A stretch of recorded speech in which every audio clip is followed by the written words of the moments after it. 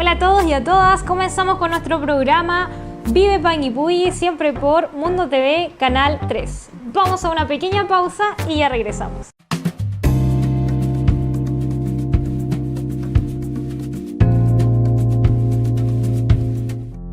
Ya estamos de regreso y en el programa de hoy les dejaremos con el documental Un pueblo llamado Panguipulli, realizado por La Casona Cultural. Este es su primer capítulo.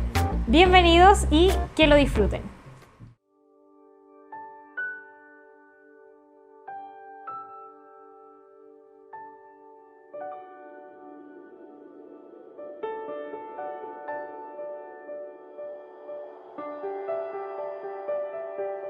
Mi nombre es Pedro Juan Martínez Avendaño, de las familias antiguas de este pueblo. Yo nací aquí en Panguipulli, en lo que es hoy día la calle Manuel Rodríguez. Estamos viviendo actualmente frente a un recinto de reciclaje que tiene la ilustre municipalidad. Yo me crié en ese barrio, hace 5 días cumplí 70 años. Y me crié ahí, mi padre era oriundo de Victoria, vino buscando un futuro mejor de por allá, más o menos en 1939, 38, 39. No sé la fecha exacta. Y él se dedicaba a operar maquinaria agrícola, esencialmente máquinas trilladoras, por ejemplo, para trillar trigo, avena.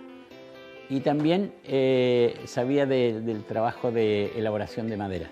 De hecho, fue la primera barraca que existió en Panguipulli, la hizo mi padre.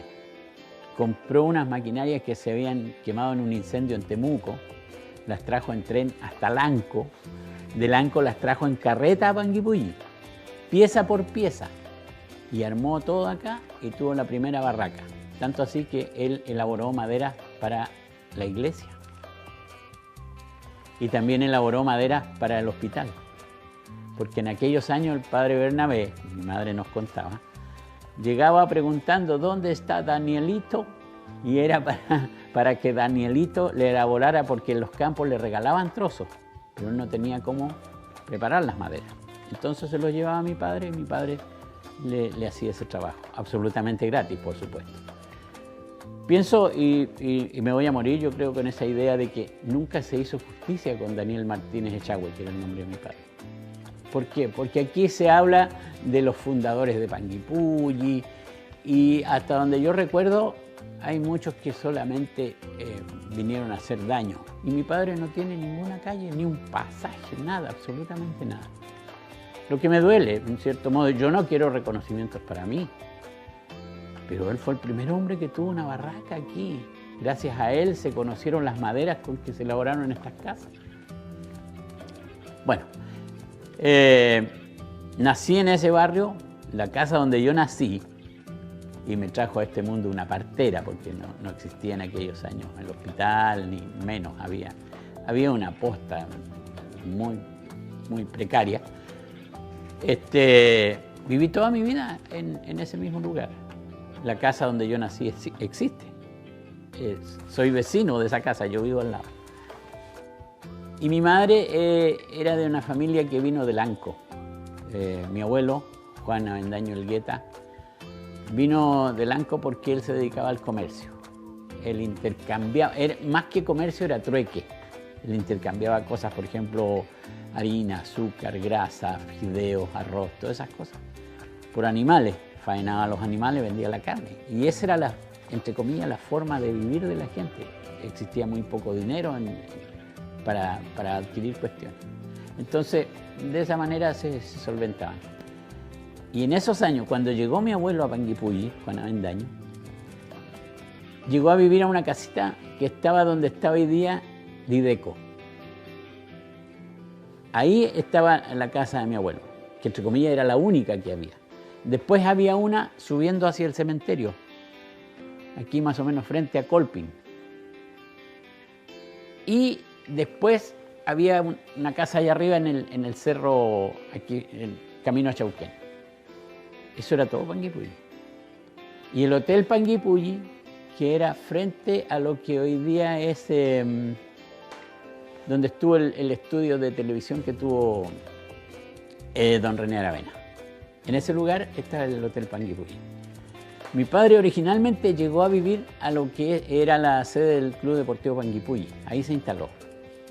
Entonces los señores que compraron estos terrenos y diagramaron el pueblo, cuando mi padre llegó, las calles estaban marcadas con estacas. Decía, aquí va a ir una calle y va a llevar esta dirección. Y se marcaba con estacas de madera. Entonces, la familia Bravo, que fueron los que iniciaron las primeras ventas de terreno en Panguipulli, le ofrecieron a mi padre que eligiera el lugar que él quisiera y le daban facilidades para comprar. Y en ese momento mi viejo compró de la calle José Miguel Carrera y Rodríguez, Manuel Rodríguez, hasta el estero Ñanquil. Prácticamente compró media manzana. Y se instaló ahí. ¿Por qué a la orilla del estero? Porque para el motor, que era vapor, necesitaban agua. Y la misma barraca producía leña para hacer el fuego y producir el movimiento de la máquina. Y de ahí que él llegó, más o menos en el año 40 ya estaba instalado ahí. Y después de eso ya conoció a mi madre, se casaron y formaron familia en ese lugar. Esa barraca se quemó 2 veces. Se quemó una vez, la levantaron y 4 años después volvió a incendiarse, se quemó y ya no se pudo hacer nada más. Desapareció. Y bueno, de esa familia éramos 3 hermanos, ya quedamos solamente 2. Mi hermano mayor, que en paz descanse, que se llamaba Ramón, que le gustaba mucho escribir.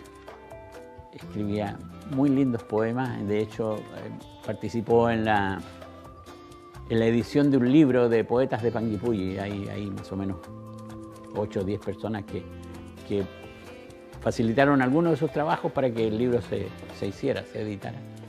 Y está el librito. Es una cosa muy pequeña, pero está.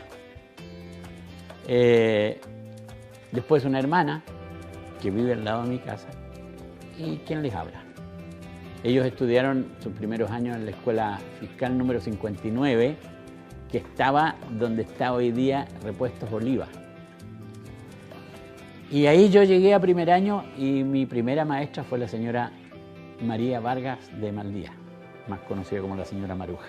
Ella fue mi maestra de primero a tercero básico. En cuarto año tuve otro profesor, que lamentablemente no recuerdo el nombre en este momento, y por ahí tuve un inconveniente con un profesor. En esos años lo golpeaban a uno en el colegio.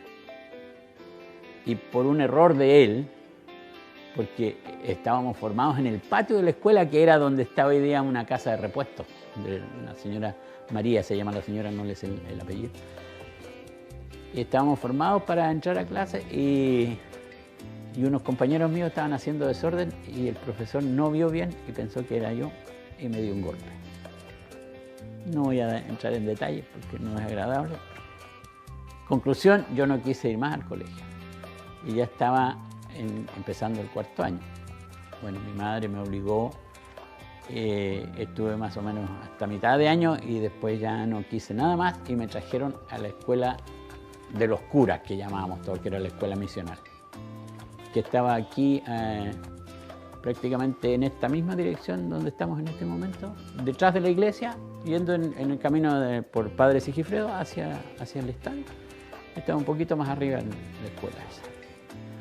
En ese colegio yo hice el cuarto y quinto básico y después para el sexto volví a la escuela fiscal, que ya estaba instalada donde está actualmente la escuela María Alvarado Garay. De ahí pasé al Liceo Padre Sigifredo. Debo reconocer que en esos años nuestra situación era bastante precaria. Y cuando estábamos por salir de sexto básico, se hizo una reunión de apoderados con la profesora, que era la señora Carmen Villanueva. Y de 35, 38 alumnos que habíamos en sexto, habían solamente 2 que no seguían estudiando porque no tenían con qué. Francisco Jiménez Molotov, me parece que era el segundo apellido, y yo. Mi madre no tenía para mandarme al liceo. Pero las cosas se dieron y finalmente al año siguiente entré al Liceo Padre Sigifredo. El Liceo Padre Sigifredo en esos años tenía hasta tercero humanidades.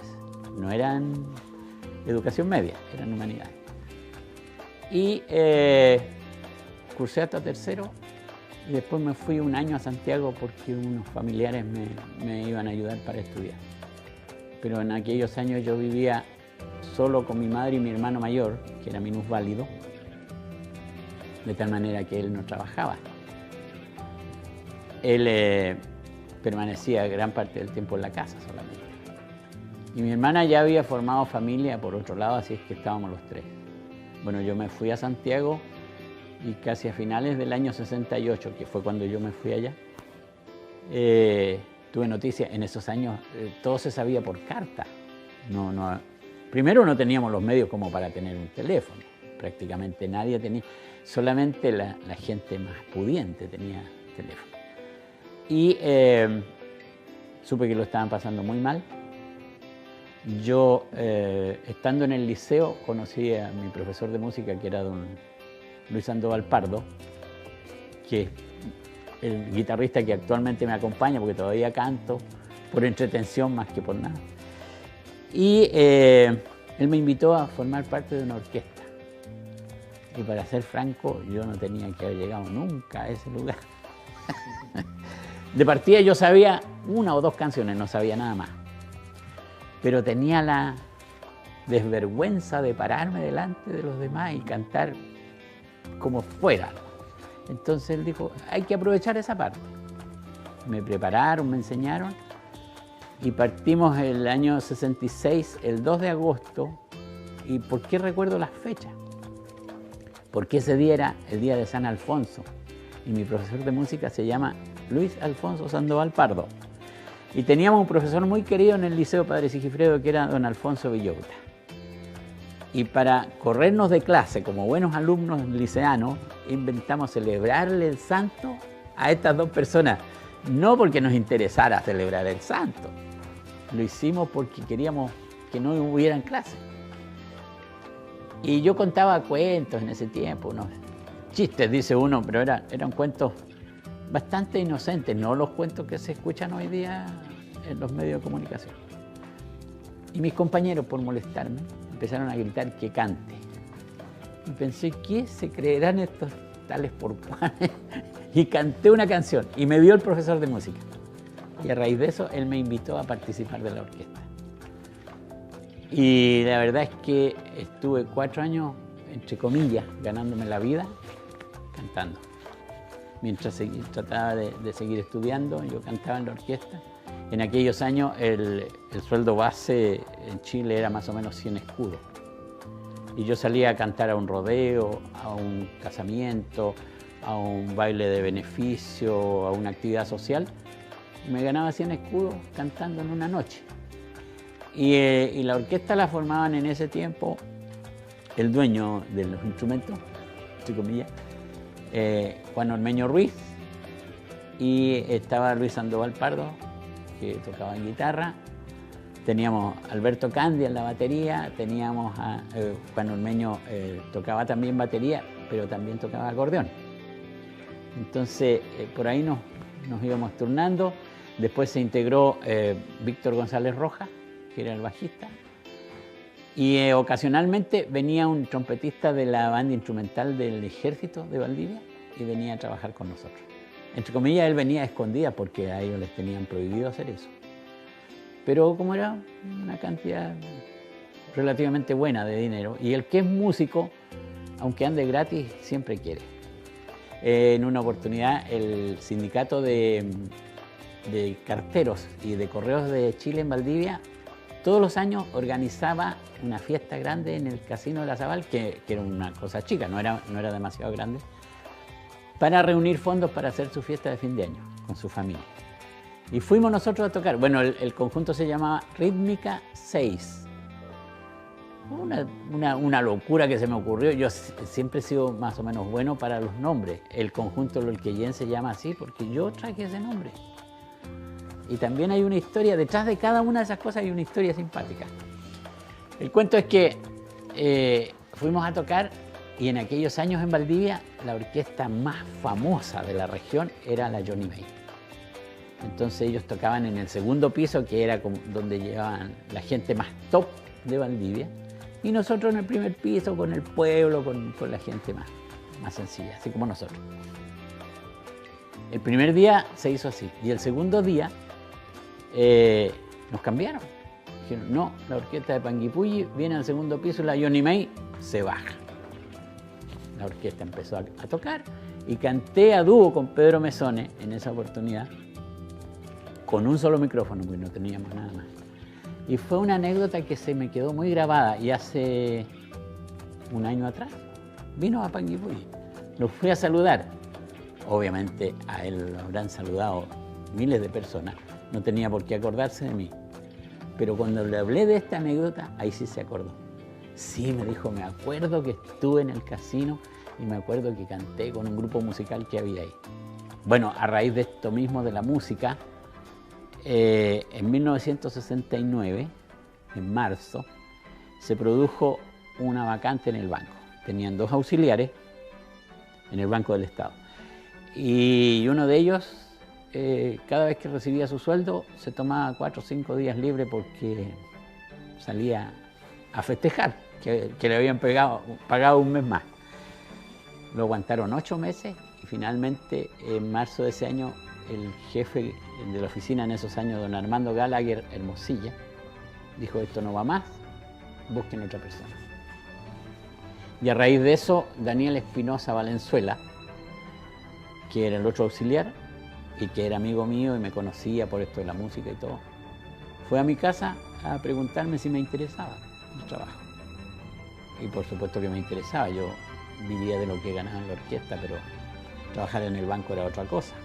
Aunque fuera de barrendero, como alguien quiso una vez ofenderme, nunca lograron eso. Para mí todos los trabajos son dignos, solamente es indigno robar, estafar, esas cosas son indignas. Pero trabajar en lo que sea, yo siempre lo hice. Así es que a raíz de eso entré al banco.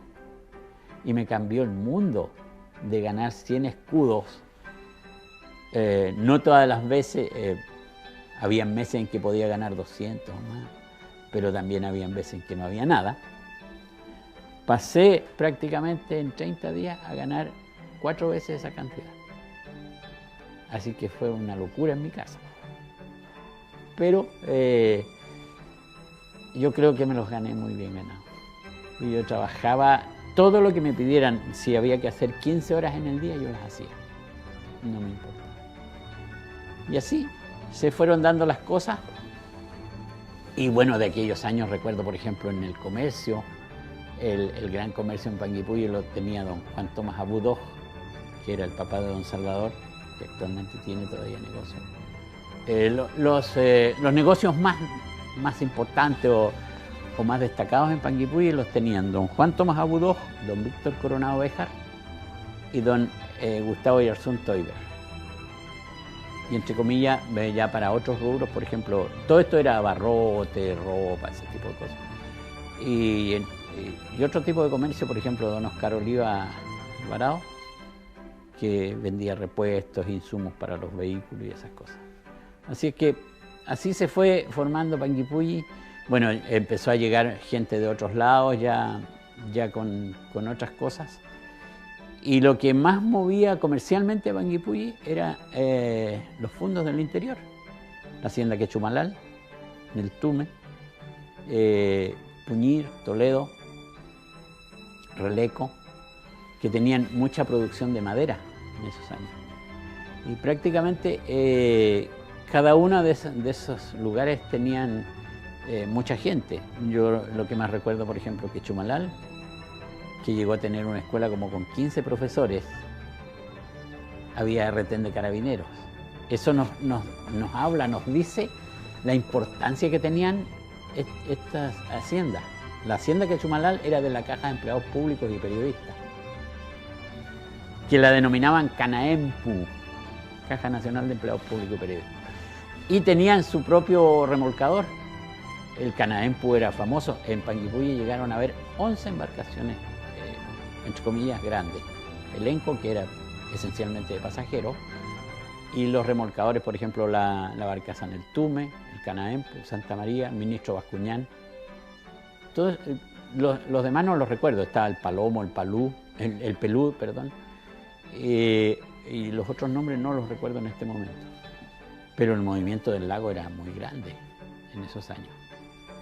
Y salieron millones de pulgadas de madera al exterior a través del lago, que llegaban hasta el puerto. Bueno, más o menos el año 55, 56 se empezó a construir el ferrocarril que nos iba a unir a la línea central del Lanco. Entonces la madera llegaba a través del lago al puerto y del puerto se trasladaba a los vagones del ferrocarril con camiones chicos. Y de ahí salía a la línea central y de ahí al mundo entero, porque se vendía mucha madera a Europa, qué sé yo.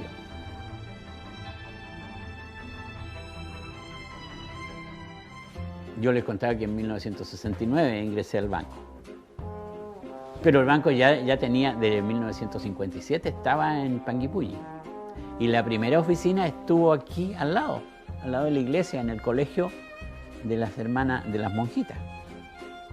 Entiendo que, no sé si son la misma orden, pero entiendo que eran las hermanas de la Santa Cruz o algo así. Después estuvo en lo que es hoy día la oficina del alcalde. Ahí estuvo el banco, era una sola pieza grande y la bóveda para guardar el dinero, por ejemplo, estaba abajo donde guardan hoy día herramientas, en la parte baja del edificio. Alguna vez de niño yo vi a un señor que era muy gordito, don Hugo de Ramón Bell, que era el cajero. Ese hombre vino a Panguipulli por 15 días y estuvo como 25 años. Vino a hacer un reemplazo y no se fue nunca más. Y de ahí, de ese recinto, de lo que es hoy día la oficina del alcalde, donde se reúne con el consejo, saltó a lo que es hoy la ferretería de don Álvaro Jaramillo. Y en 1969, cuando yo ingresé, les habían entregado el edificio donde hoy día está la notaría. Que ese edificio eran Grandes Almacenes Atacama, se llamaba. Era una sociedad y vendían todo tipo de cosas de almacén, pero además tenían depósitos de licores. Y el banco compró y refaccionó el edificio para trasladarse allá ya con edificio propio. Entonces, cuando yo ingresé, la mitad de las cosas estaban donde hoy día está don Álvaro Jaramillo y la otra mitad estaba allá. Así es que las primeras semanas trabajamos muchísimo porque seguíamos acarreando estas cosas. Y ese banco que yo conocí en esos años era el banco que se creó para los chilenos. En ese tiempo nosotros le servíamos al banco y a la gente, esencialmente a la gente. Nosotros teníamos una división comercial dentro del Banco del Estado. Esa división comercial solventaba, por ejemplo, a los agricultores. Se les vendía a los agricultores zinc para que construyeran sus galpones. Les vendía maquinaria agrícola.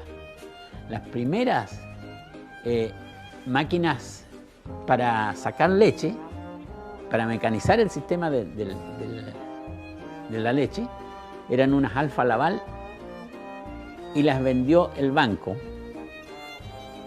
Eran de 6 puntos, es decir, en cada máquina usted podía poner hasta 6 vacas todas las mañanas para sacarles la leche. Y las vendía con muchas facilidades. Ahora, si usted quería sembrar, por ejemplo, una chacra de papa, necesitaba 3 sacos de semilla, 6 sacos de abono. El banco se los vendía.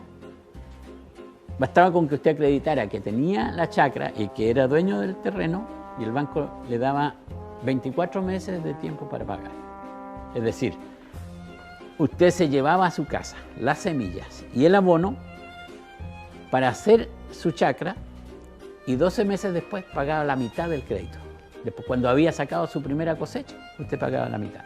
Cuando había sacado la segunda cosecha, pagaba el resto. Y los precios que tenían,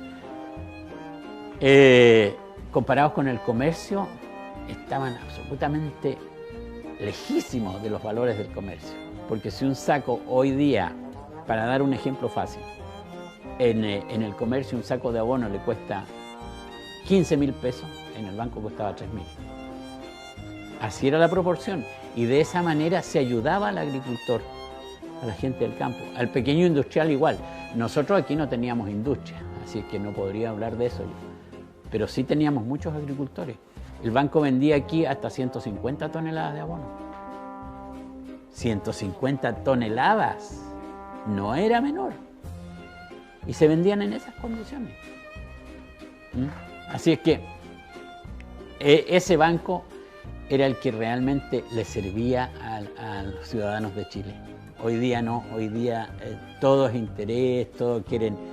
Y bueno, en la división comercial era tan buena que finalmente en el tiempo de la dictadura se eliminó y se pasó a manos de particulares. Lamentablemente es así, hay que decirlo por su nombre y no dar vueltas por otro lado. Fíjese que yo recuerdo siempre, en una oportunidad se hizo una promoción de máquinas de coser para los centros de madre.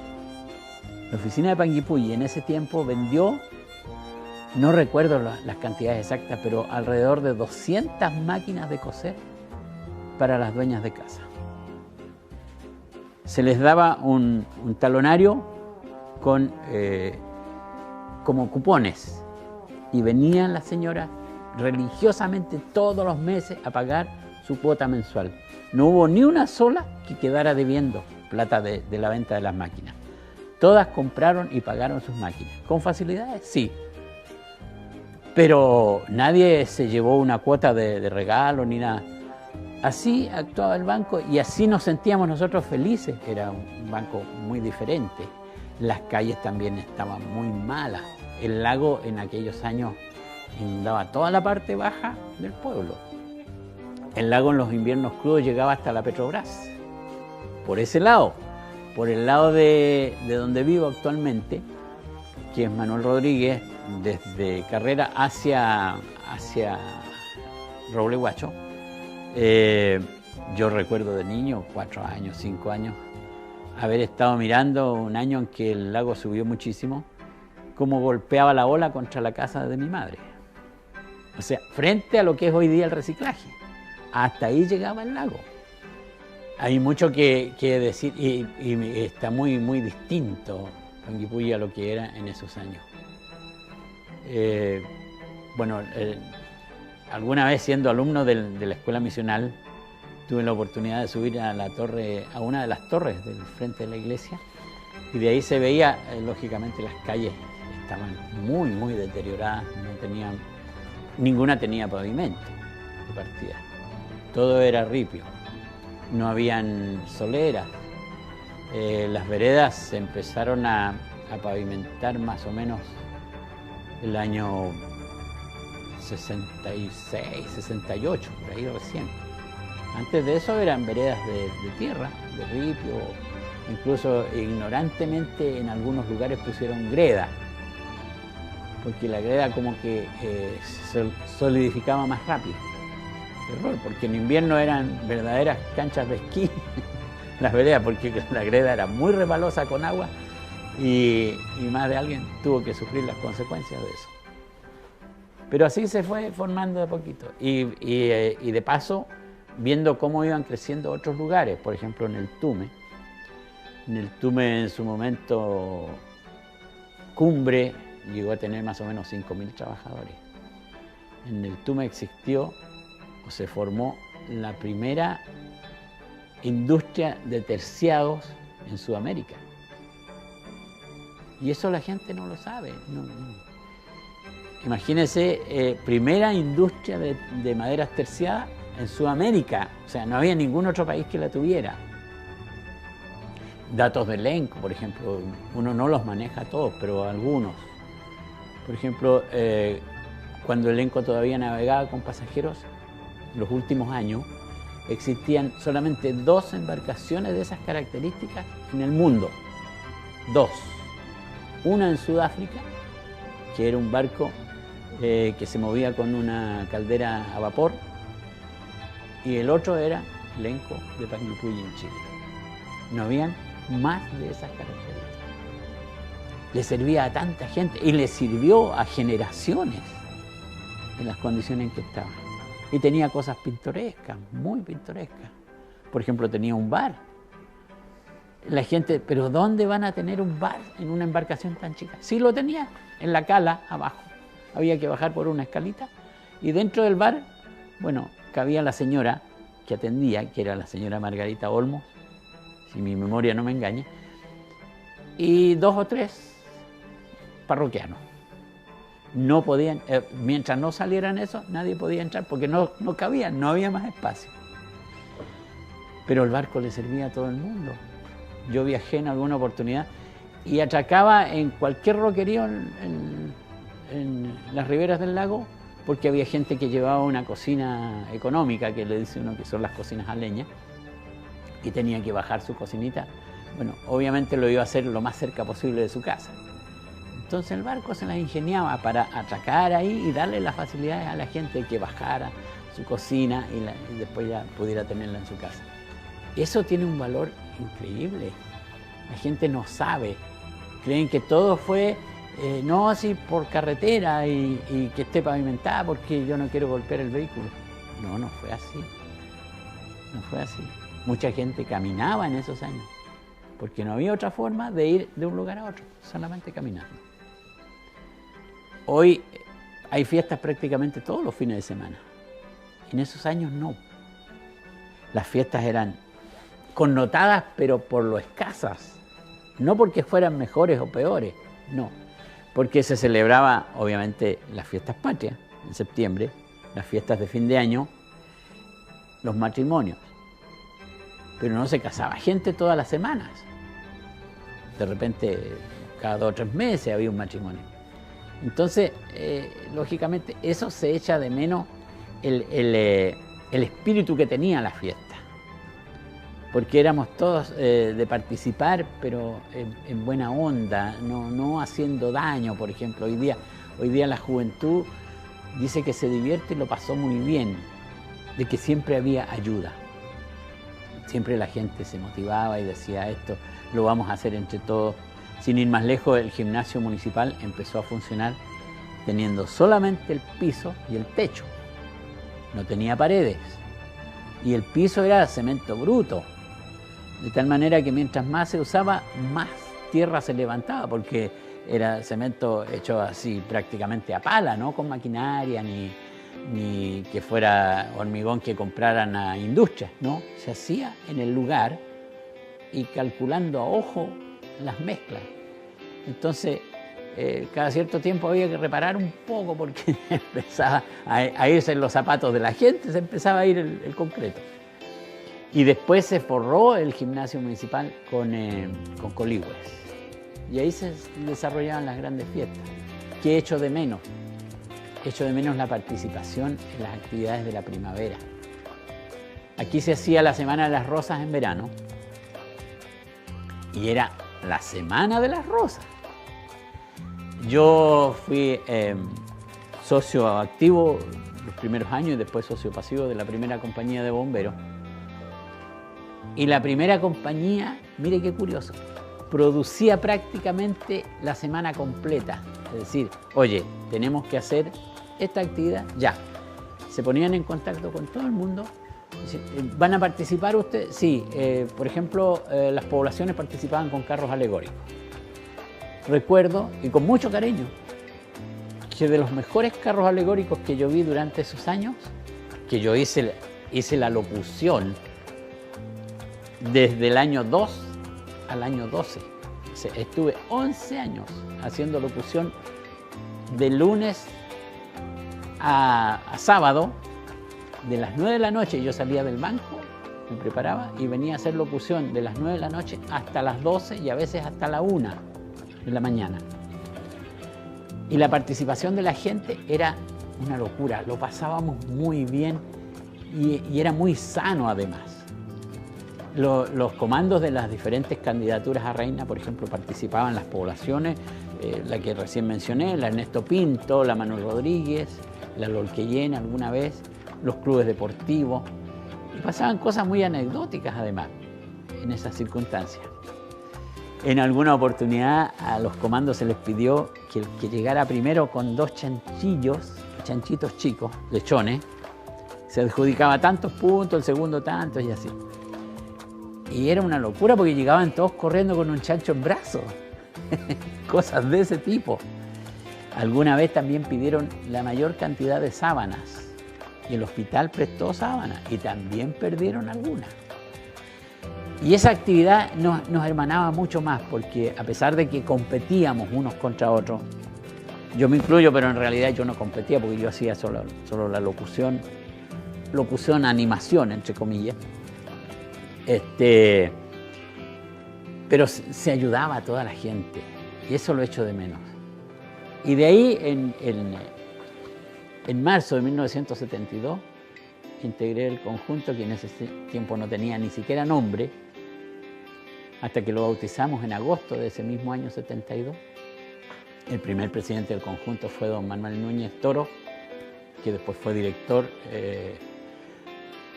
departamental de educación y vive actualmente en la calle Portales. Y nosotros hacíamos cosas con bastante ignorancia. De hecho, nosotros mezclábamos cosas de folclore del altiplano, del norte, con cosas chilotas, sin saber que lo estábamos haciendo mal. Pero lo hacíamos, y eso es lo que prevalece. Hoy día el conjunto tiene 48 años de existencia. Y le ha servido mucho a Panguipulli y a la gente de Panguipulli. Mirando las fotografías que yo logré guardar y las que tenía mi hermano mayor, que también fue integrante del conjunto, alguna vez contamos más de 400 integrantes en el Lolquellén. Y en el Lolquellén tenemos un dicho: el que es Lolquellén una vez, es Lolquellén toda su vida. Y es así. Yo ya no estoy, pero sigo sintiendo y sigo queriendo al grupo, como si estuviera todos los días ahí. Y hay muchísima gente que está incluso en el extranjero que todavía lo recuerda. La formación del conjunto Lolquellén nació a raíz de unos cursos de verano que vino a dictar la Universidad Técnica del Estado de Valdivia. Entre esos había, por ejemplo, corte y confección, había...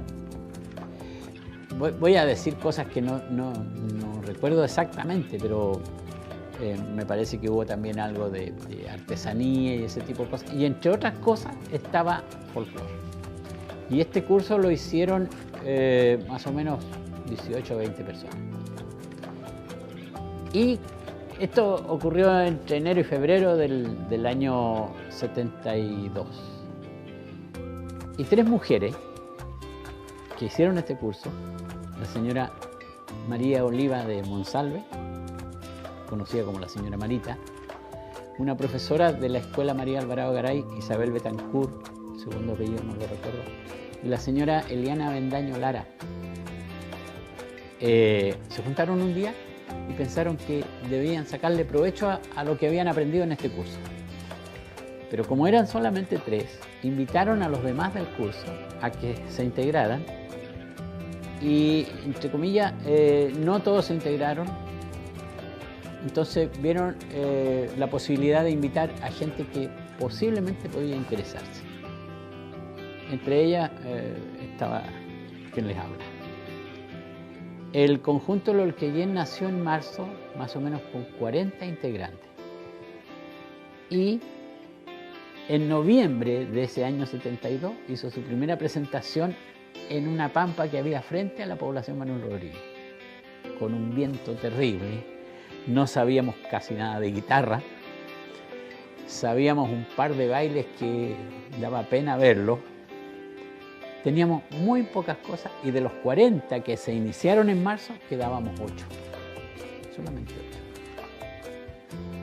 Pero ahí está, 48 años después, sigue existiendo. Bueno, creo que llegó el momento de despedirse. Obviamente habría muchas cosas más que conversar y de pronto la memoria es un poco frágil o como dije hace unos instantes atrás, mi mente se va por otros caminos y me aparto. Alguna vez nos vamos a reunir de nuevo para contar anécdotas, cuentos, cosas graciosas que nos pasaron. Y agradecer sinceramente a quienes, mi compañera, mi mujer. 45 años de matrimonio, me ha aguantado muchas cosas que nadie me habría aguantado. A mis hijos, que son 4, 3 mujeres, un varón. La mayor es profesora de la escuela Manuela Navalón. La teacher, la profesora de inglés. A la que se sigue mi hija, que hoy día trabaja como cosmetóloga. Emprendió varias cosas, pero finalmente se quedó con eso. Mi tercera hija es kinesióloga, profesora en la Universidad de Magallanes. ¿Y por qué doy todos los nombres y digo esto? Porque estoy muy orgulloso de ella, de los 4. Y a mi hijo varón, que es Roberto, ¿puedo hacer publicidad? Del restaurante 480. Cuando me dijo que no quería estudiar, me enojé mucho con él. Después me dijo que quería estudiar gastronomía. No entendía por dónde había llegado a eso, pero hoy día estoy muy orgulloso de él. Yo sé que hace un buen trabajo, que ha sido un trabajo señero, un Panguipulli, hace cosas distintas. Bueno, hasta ahí la publicidad. Agradecerles a todos ellos, porque de alguna manera han sido mi motor también. Tengo varios nietos, como tengo temor de olvidarme de alguno, pero tenía 7 nietos varones y 2 damitas. Ahora son 3. Así es que en algún momento tenía como para formar un equipo de futbolito.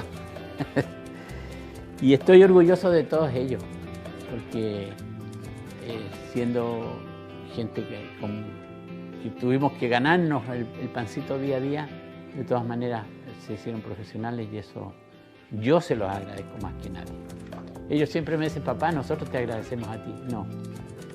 No hay nada más grande para un viejo como yo sentir el orgullo de que hice bien con mis hijos, que entregué a este país que quiero tanto personas de bien y que entendieron el mensaje, porque hay muchos papás que también se esfuerzan muchísimo y no lo logran, que los hijos entiendan que uno siempre está por lo mejor para ellos, no lo peor.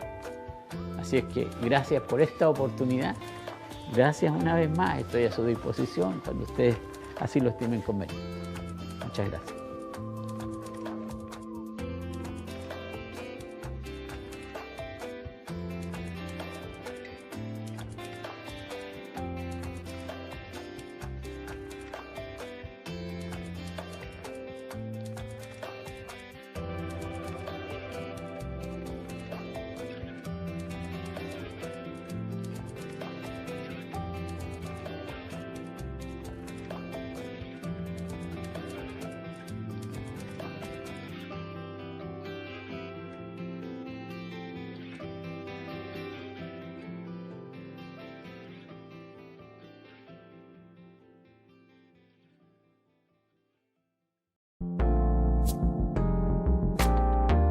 Y con este documental finalizamos nuestro programa Vive Panguipulli, siempre por Mundo TV Canal 3. Nos vemos la próxima semana.